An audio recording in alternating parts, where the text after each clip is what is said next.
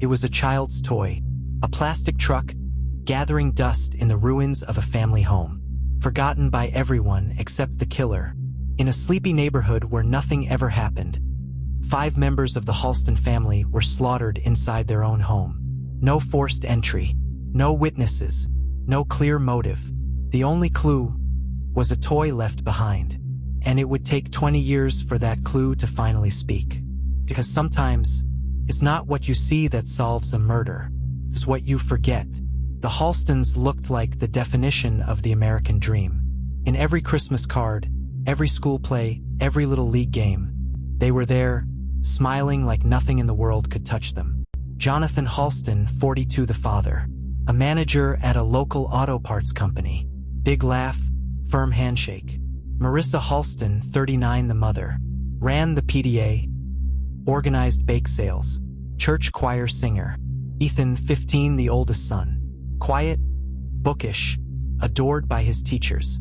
Sophie, 11, the middle child, bright-eyed, loved horses. Ben, 6, the baby of the family, curious, always dragging a toy truck behind him wherever he went. Behind closed doors, their house on Maple Lane was filled with bedtime stories, birthday parties, and the scent of Marissa's famous apple pie. Neighbors said they were perfect. If anything bad could happen to them, it could happen to anyone. But nobody saw what was simmering just beneath that perfect surface. Nobody heard the ticking clock. Started small, barely a ripple on the surface.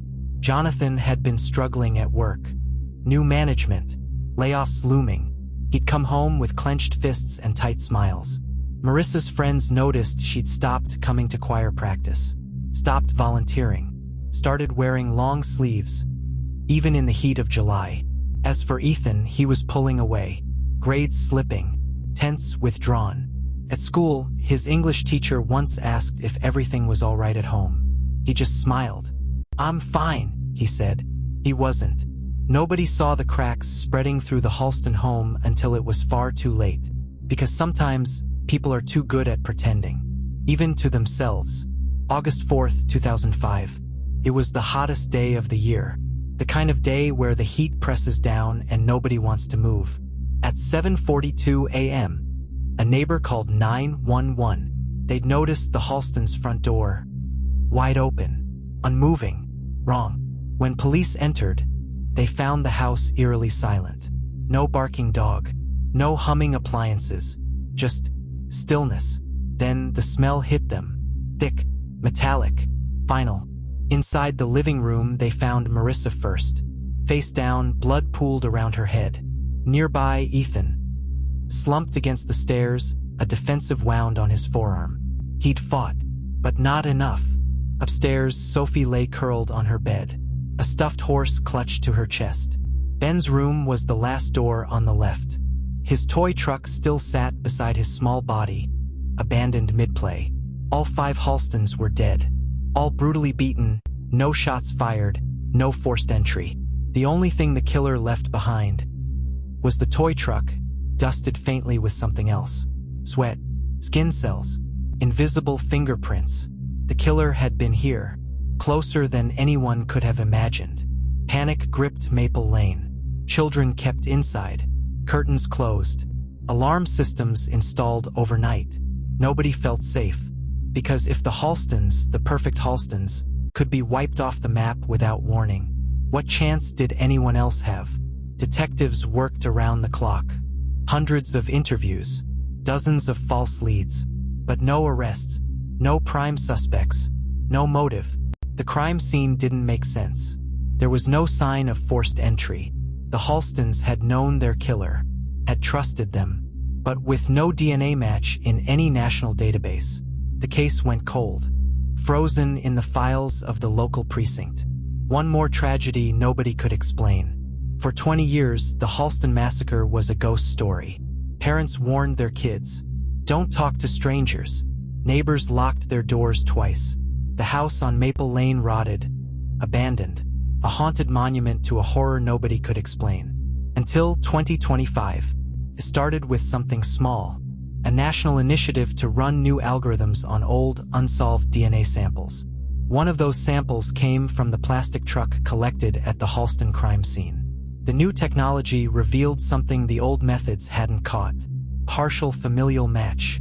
The DNA didn't belong to anyone in the system, but it belonged to someone related to someone in the system. The name that surfaced shocked everyone: Eric Warner, a mild-mannered maintenance worker who lived 2 towns over. A man with no record, no connection to the Halstons, no reason to kill, or so it seemed. Eric had been a teenage friend of Ethan Halston. The two had played video games together after school, hung out in the Halston basement. Eric had a key once. Jonathan and Marissa trusted him. He was the good kid from down the street. But Eric had grown up angry, resentful, poorer than the Halstons, always standing on the outside of their perfect little world. At 17, Eric had broken into their house one night. Not to steal, but just to feel what it was like to belong. He was caught. Jonathan gave him a choice: apologize, move on, and forget it ever happened. No police, no trouble. Eric smiled, said thank you, and started planning. He waited until Jonathan's guard was down, until he knew the back door would be unlocked, until he could walk right in and wipe the Halstons off the face of the earth. When police knocked on Eric Warner's door, he didn't run. He smiled, invited them in. When they confronted him with the DNA match, he barely blinked. Just said, "Took you long enough." In court, he showed no remorse. Described, in chilling detail, how he'd bludgeoned each member of the Halston family, one by one, starting with Jonathan, ending with little Ben. The jury deliberated for less than 2 hours. Eric Warner was sentenced to 5 consecutive life sentences without the possibility of parole.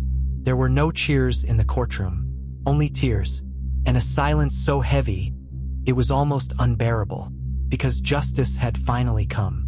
But it had come too late for the Halstons.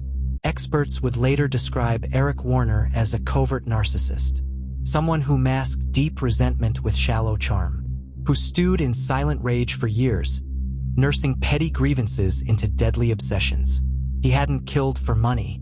He hadn't killed for revenge.